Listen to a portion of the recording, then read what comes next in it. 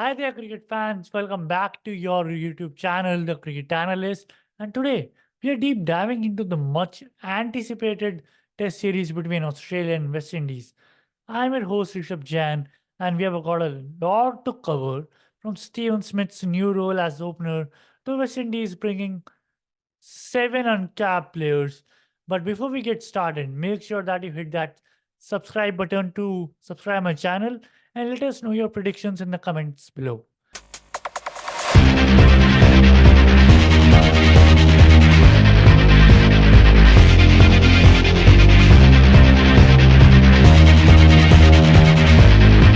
All right, so let's kick things off with a surprise move from the Aussies. Steve Smith as an opener. We have seen that in T20, but yeah, you heard it right. Smith alongside with Usman Khawaja is set to open the innings. It's a cricket plot twist. Usman and Steve, the odd couple. But hey, they have been Australia's most productive batting partnership over past 11 years with 10 century stands. Who would have thought that Steven Smith will open in test matches when he was doing the same in the T20Is. Now, let's dive into this unexpected pairing. Usman Khawaja, who is the calm and composed left-hander, and Steve Smith, who is a right-hand genius with more quirks than a hip-hop dancer. They grew opposite on the opposite sides of Sydney, made their debut for NSW just weeks apart in 2008, and now they're opening together. And they seem to click together, but do you think the duo magic will work top the order? Let let me know your thoughts in the comment section below. Shifting gears to West Indies, they have facing different challenge with seven uncapped players in the squad. Talking about fresh blood, they have only played six test matches since their encounter 13 months ago against Australia. But how will these exciting talents will come through in the Australian soil will be an interesting part to see. Bowling is going to be a crucial thing for West Indies, with Alzarri, Joseph, and Kemar Roach set to lead the bowling attack.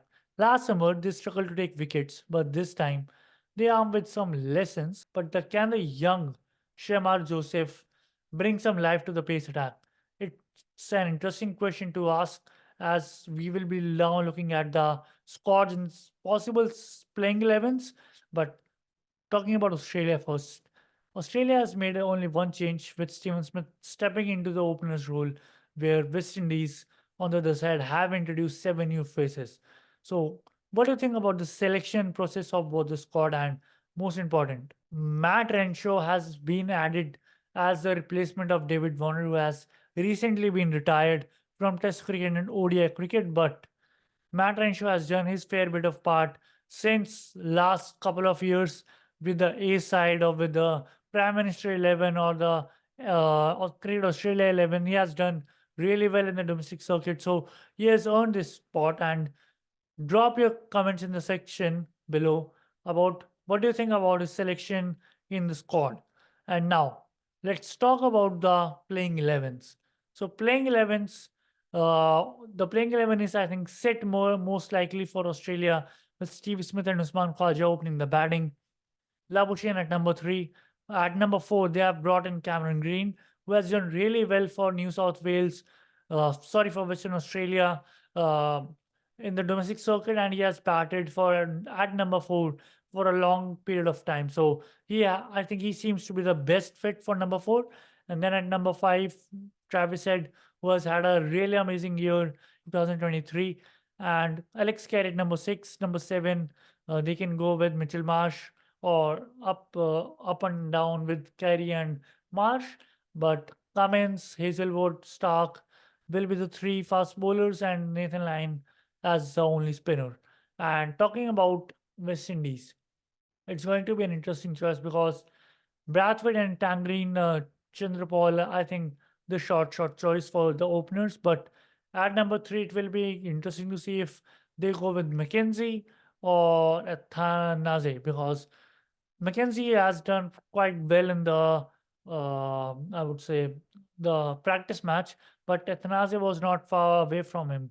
And it will be interesting to see how they go with the number three choice, because whosoever gets to the number three, it can be possible that they go Mackenzie at number three, Athanasia at number four, and then with Justin Greaves, who did really well in the practice game, with he will be playing his first test match as well if he makes it the playing 11.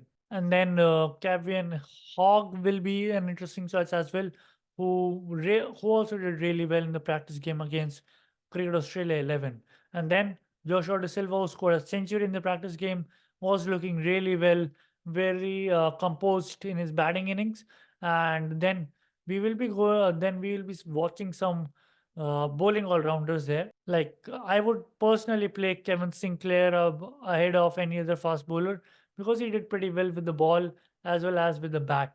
So he can give you that all-round option as well down the order. And then I would go with the Gudakesh Moti, who has picked wickets in Australia in practice matches and in West Indies as well. And he has picked wickets overseas, like in Sri Lanka as well. So he can be the only spinner playing in the, I think, 4 or 5 pace attack. But then going with Kemar, Roach and Alzarri Joseph and Shamar Joseph as my third fast bowler. So I think it is gonna be an interesting West Indies playing 11, but we have to see how West Indies pull up in their socks. And now let's talk about the form where Australia is riding high with a clean sweep against Pakistan, while the West Indies has had a mixed bag of results. In the head-to-head battle, Australia clearly holds upper hand. Can the West Indies turn the tide, or will Australia continue their dominance and finish this summer on a high with another Test series under their belt?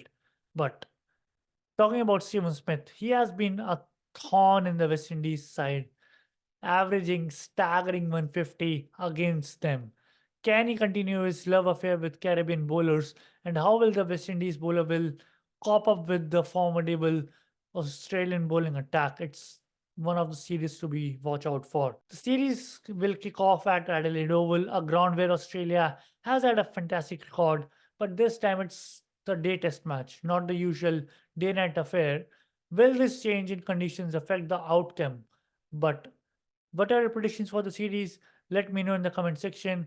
And well, that's wrap up our preview for the Australia versus West Indies Test series. It's shaping to be a cracker of a contest with Smith's new role and West Indies young guns. Make sure to join us live for live updates, post-match analysis, and don't forget to like, share, subscribe for more cricket content. Until next time, I'm your host Rishabh Jan signing off. Play hard, play fair, and may the best team win. Thank you guys and see you in the next video. Thank you.